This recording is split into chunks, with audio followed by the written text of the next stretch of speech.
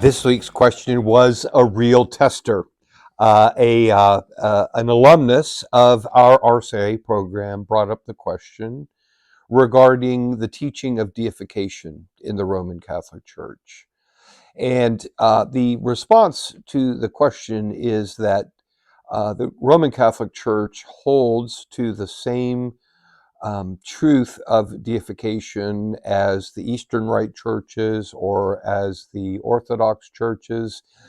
It may be that it receives somewhat different emphasis in the various churches, but we all believe the same thing.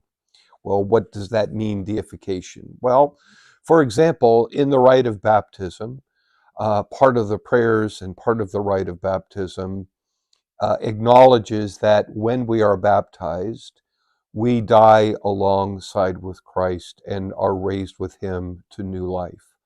So, our deification, or us becoming like God in the course of living the sacramental life of the church, actually begins in the moment that we are baptized.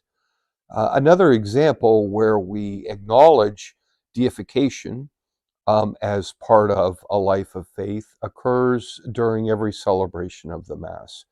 One of the prayers that the priest or the deacon, if the deacon is the one that is responsible for preparing the chalice at the preparation of the gifts, prays a silent prayer as he pours wine and water into the altar chalice. And the prayer is, by the mystery of this water and wine, may we come to share in the divinity of Christ as he once humbled himself to share in our humanity.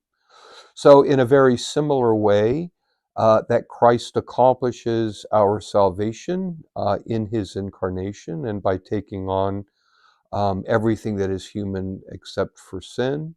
So it is that in the course of time and by the grace of God and the grace of the sacraments, that a human person becomes like God and sharing in his divinity.